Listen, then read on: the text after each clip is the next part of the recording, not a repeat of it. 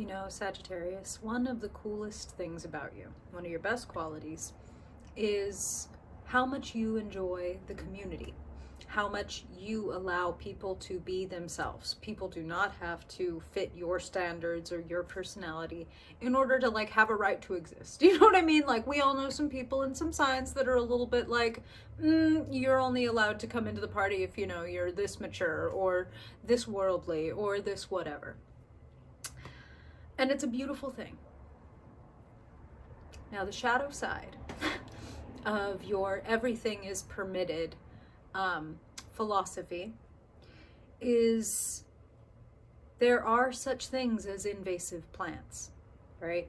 You know, nature is beautiful and nature is harmonious and nature, you know, is balance and all these things, and invasive plants exist.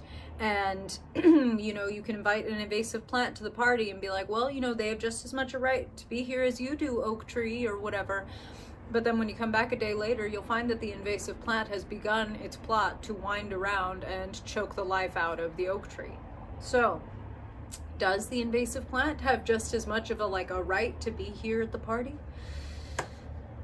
I speak in metaphors, Sagittarius. How are you today? Hi, welcome to Zero's Journey. I'm Madeline, if we haven't met before, and here on this channel, we use a compass of courage, curiosity, compassion, and creativity to get where we're trying to go by being exactly where the fuck we are. And before we get into your tarot reading for the month, Spirit likes to kick you off with an orientation point, kind of like a North Star to orient yourself by. And your card, your theme for this month is destruction. See these very intense eyes? I appreciate it. Laser focus. You know what I mean? They kind of look like owl eyes. And owls are very precise hunters. Excuse me. And Spirit is showing me all these kind of nature metaphors because they recognize how egalitarian you are. Again, like how much everybody has a right, even if they have really stupid opinions or really poisonous ways of being or whatever. Like, well, they have a right to exist, and you know, they have their view and their perspective, and it's like, yeah, totally beautiful.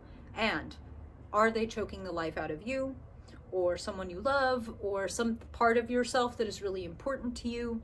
Have you in any way, you know, taken a cutting of, you know, a family member's invasive tendency to criticize, and have you planted and have begun to root that plant within yourself, and is it choking the life out of things you want to do or things you're trying to create, or etc.? We got to destroy.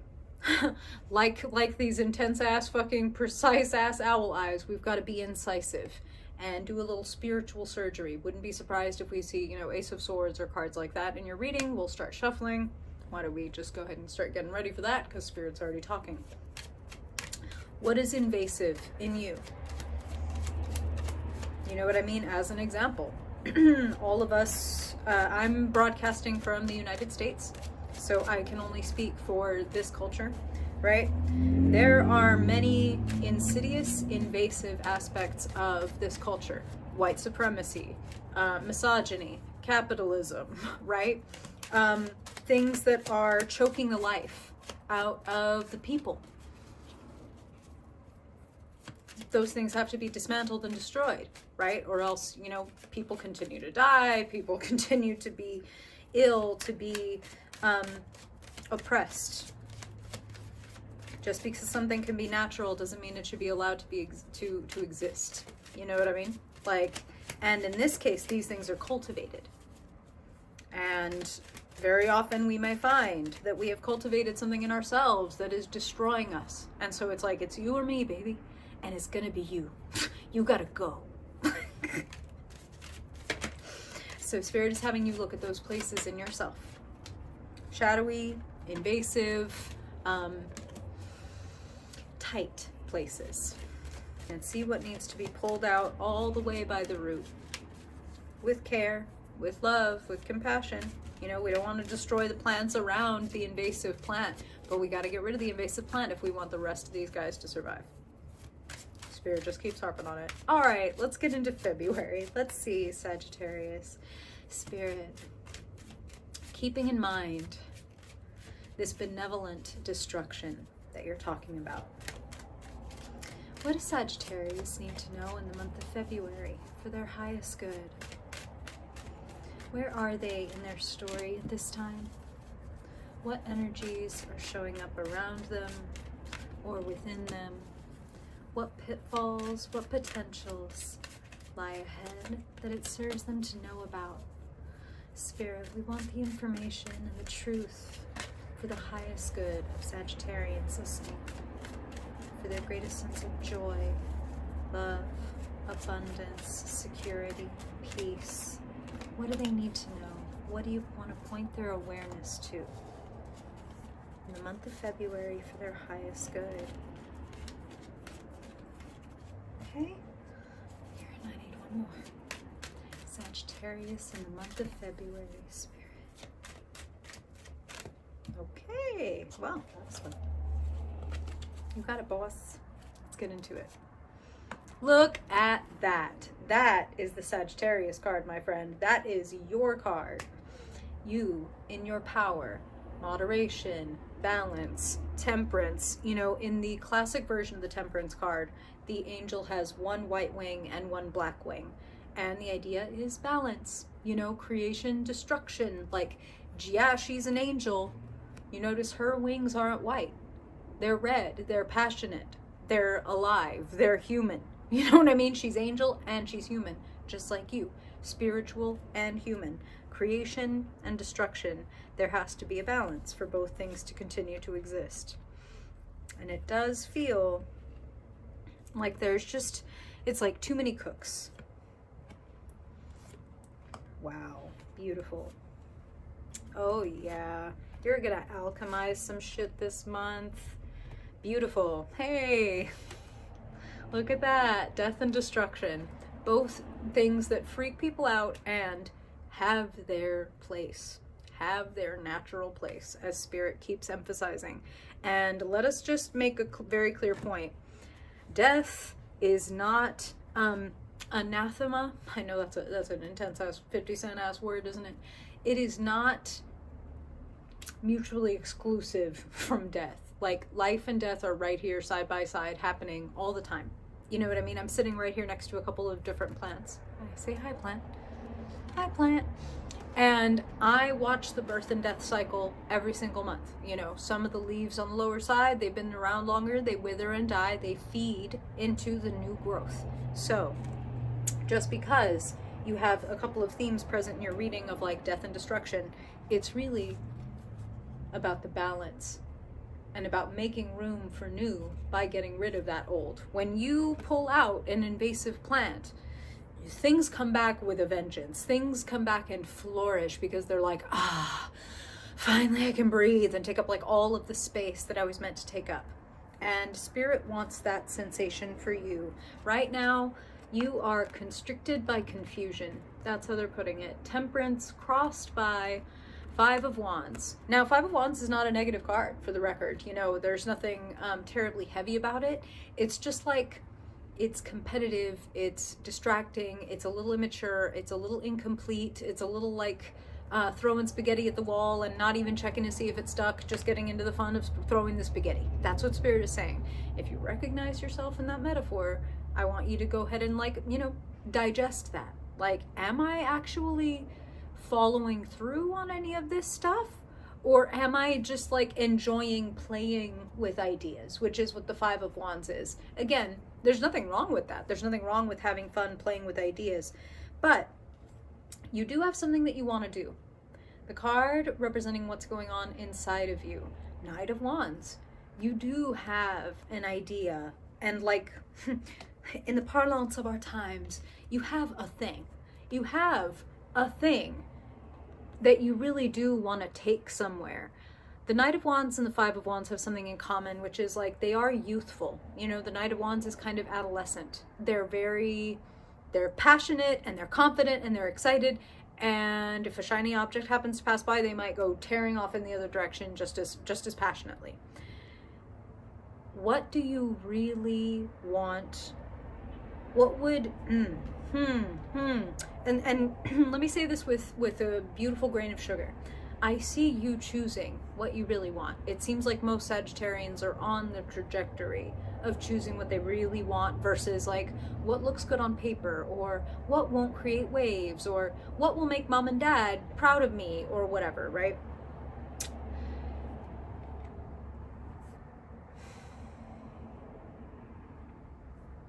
Your future. Let's just go right there. 10 of Cups.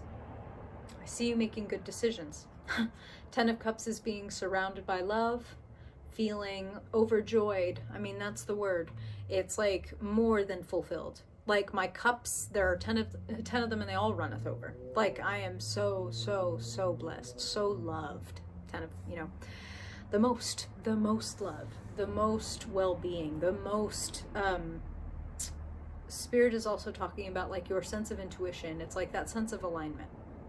It's much easier to hear the truth and act upon it in a proper and aligned way when your cup is full. You know what I mean? It's when our cups are empty that we can make some poor decisions and like react in ways that we're not that proud and excited about. So Spirit is again advising you what needs to get clipped away. You don't put 5 legs on a table. Either you take one of these off or you add a different one, like add a new one. Spirit is recommending reduce. Reduce and get really clear about what is actually yours and actually in alignment with you. And one of the ways to do that, I love this rendition of the card where she is literally shutting the laptop. Like, okay, that's enough input from the outside world. You may have already been in a little bit of a cocoon where you find like you're consuming less media, or like at least like fewer TV shows or fewer hours of media, where it's more like, I need like to hear myself think, is what Spirit is saying. And you do. Like it serves you very well to be able to hear yourself think, and more importantly, to hear yourself feel. Crowning your reading. So connected to this Knight of Wands, representing like what's going on beneath the surface / inside of you. Fiery cards for a fire sign. Strength. Strength is about getting with your lion and getting it on your side. Talk about getting on the side of destruction. Like getting the hunter inside of you to quote unquote like hunt down the parts of you that are violent, that are cruel, that are cold, etc. The parts of you that are hostile to life is what Spirit is saying. So, strength. We see the lady with the lion, but they're friends. They are chill. She is even dressed it with the same crown that she is wearing because that's how close they are. This represents our inner beast, our inner wildness, parts of us that we don't necessarily want to advertise or show on social media, like when we get angry, when we get lustful, when we get jealous, when we get fill in the blank. Getting on the side of your lion means vice versa. Getting on the side of you that rages or resents or lusts or feels insecure or etc. Conversely, ironically, allows for the shifting and healing of those qualities. In other words, if you have punished yourself for being a certain way, why don't we just try as a wild ass experiment giving ourselves radical approval and like compassion? Like, you know what? Don't change it at all. Yeah, you get really jealous sometimes. Let's like this month, let's like don't even worry about changing it. Maybe it's not so bad. Maybe there's a part of you that is just unhealed and has some trauma around being, feeling less than or being afraid of being abandoned, and maybe you don't deserve to be punished for that. And then notice how when those thoughts come up and you respond in that way, that thing actually unravels and sort of slips loose. Rather than when we're like, it's bad that I'm this way, it's bad that I'm this way, it's bad that I'm this way, that implies like resistance and kind of a pull, and that tightens the knot. Versus allowing, which loosens the knot, and then things can kind of just slip off. Destruction doesn't always have to look like cut or burn. You know what I'm saying? Sometimes it's as simple as consciousness, bringing light to it. crowning your reading and then sitting in the position of where you find yourself. Again, sunny energies, fiery energies, energies of the acceptance of self. And you notice that these both people of, I can talk, both of the people in these cards are supported by animals, by the wild, right? So the wild in them is a vehicle, in this case, for getting somewhere faster, smoother, easier. They are in alignment with themselves. The wild inside of them, the part of them that feels uncontrollable, they don't hate it, they don't beat it or cage it or try to kill it. They love it, they feed it, they nourish and take care of it, so that if they say, hey, sit, stay, it does. Not because it's scared, but because it trusts them. It's like, oh, there's a reason that they're telling me that they don't need jealousy to jump out right now and rip out their partner's throat, or they don't need my razor fucking tongue to leap out and slice this customer service person's head off right now. That's actually not necessary. Like, we'll tell you when that's necessary, and believe me, when it's necessary and you tap it, you're going to be delighted and shocked and amazed by how your lion, your heart, yourself takes care of you when you have taken care of it and let it know that it's allowed to be who it is. As they say, sunlight is the best disinfectant. Loving yourself, appreciating yourself, understanding yourself allows you to make a beneficial shift. Two of Pentacles is sitting in the energy around you. This is the energy crossing you right now. There needs to be a little bit of simplifying. She is flowing because she has chosen two things, right? Let's just say in this example, it's like, these are my two priorities for the next 4 weeks or 6 weeks or whatever. I'm not gonna, beyond, basic hygiene and taking care of my house and paying bills, what I'm focused on is my health and my spirituality, or my relationship and my fill in the blank, whatever. When I work on these things consciously, when I stay present, that's what I mean by consciously. That's what I mean by bringing it into the sun. That's what the sun is all about, bringing things into the light. Like, oh, you know what? Like, whenever we start talking about money, I freak out and I disassociate. And I'm noticing that. So what I'm going to do is, next time I'm talking about money, I'm going to be very deliberately present, or whatever. When we bring it into the light, it can't tug us from behind and get the jump on us and have our unconscious urges and fears having us making the decisions for us. There's not now so many voices and so many urges and divergent things getting in the way. We know what we're doing, and we start to be able to feel when it's time to make a shift. Like, oh, I woke up a little irritated today. I need to shift this over here. I need to, maybe spend a little more time in meditation, or I need to go for a run this morning because I'm feeling anxious, and that's going to get my energy out so that I can flow a little better into this day. Embodiment, presence with yourself, moderation, taking it easy, making sure that there's that gentle back and forth, that creation and destruction are both allowed to be present, remembering that they're both helpful. Also have to note, you see the sun and the sunflowers here. Your balance, your compassion, your patience with yourself will bring you to your goal. That's what that sun in the distance represents. Change is good. Putting an end to certain things is good. If you know that, one of these wands was, I thought I wanted this because it was going to look good on the gram. And you realize that when I really get clear with myself, compassionate with myself, honest with myself, looking good on the gram isn't actually the goal. The goal is to have a thriving business, or the goal is to change the world, or whatever. So I'm going to throw away that wand of, I care about what I look like on the gram. And when I do that and I make room, surprising, amazing new magic and connections and realizations flow in. Six of Cups, Spirit just used the phrase little miracles. So they just said little miracles flow in when you kind of, it's like now they're showing me somebody cleaning out like a creek, you know, like going to a place where it's become clogged with like trash and things like that. And just going down, there's not even water flowing yet, but you know what? I see that it's dirty and I want to go down there and clear it up.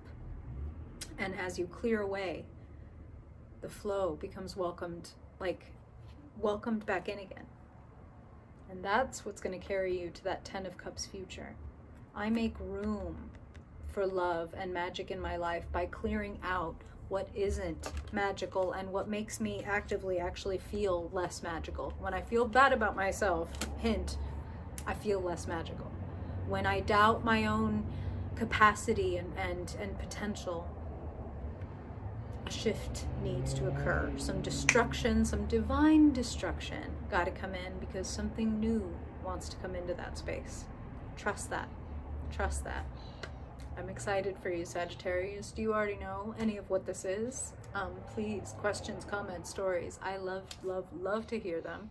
And I appreciate you being here, Sagittarius. Thank you for spending time with me, and I really hope that it pays off, literally, figuratively, all the ways. If you like this video, please like it. Dislike it if you didn't. I love to, you're the sign of honesty and give me the honest truth. Subscribe if you vibe, send to a friend if you want. I would appreciate it. And if you ever want to get a personal reading, or you want to chat, or you want to support the channel, all the ways to do that are in that description box below. Thank you again, Sagittarius. I appreciate your energy. And if I don't see you in a reading before then I hope I will see you in your March reading. Bye, Sag.